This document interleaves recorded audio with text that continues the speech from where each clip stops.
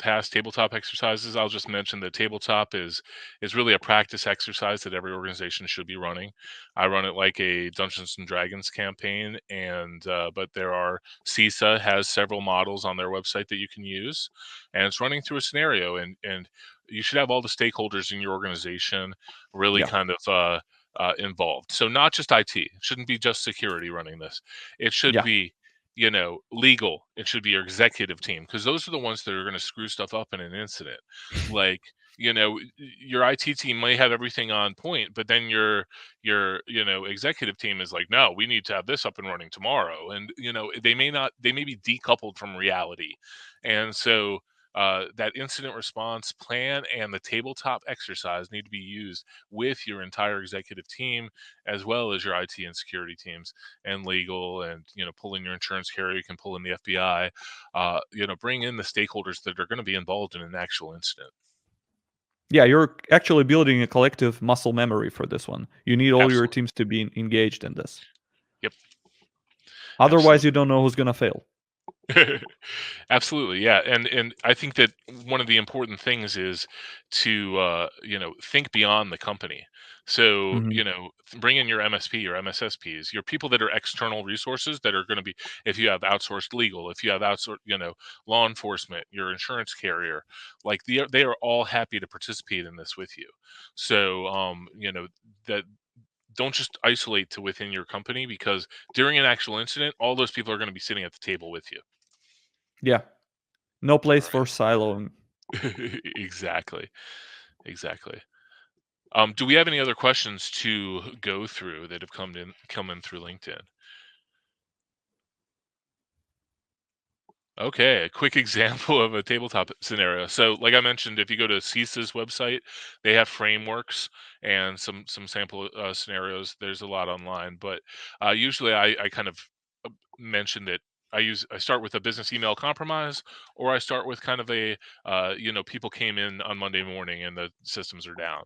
So let's do the latter. You get a call at 7 a.m. that IT came in and all the systems were down. Nobody's able to work. Regular staff came in at 8, and they're complaining that they aren't able to access the file server, the finance server, their time sheet server, etc. HR doesn't work, and then they're starting to wonder if they're going to get paid that week, because payroll needs to be in by Wednesday in order for them to be paid on Friday. And so they're starting to be concerned. Sales are starting to come in, and customer service calls are coming in, and nobody's able to pull the CRM up.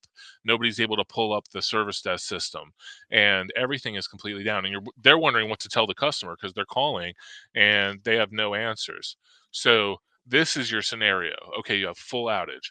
You know, Given that kind of understanding, what do you do? What's your first step? So some people, their first step is, okay, I'm going to turn off all the machines. Some people, their first step is, I'm going to unplug the internet. Some, it's, I'm going to call the FBI.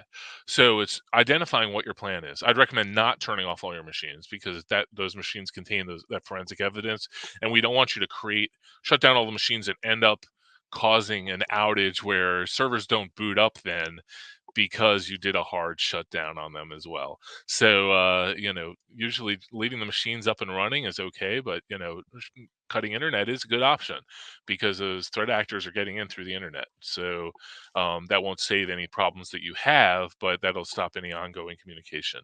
But walking through that and say, okay, then what's next? Once we've just done that initial thing, like, oh, we have ransomware and cut the internet, who are you calling? Do you have an internal security team? Do you have an MSSP? Do you have an IR team that you're calling?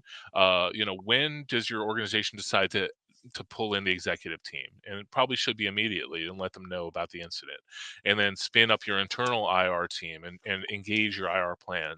And then figure out, okay, when are we pulling in cyber legal? When are we contacting our insurance carrier? At what level?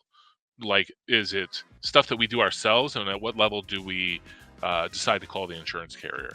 That kind of stuff is something you need to think about in your IR plan. But that's really what those discussions are what you're gonna have during that kind of choose your own adventure situation.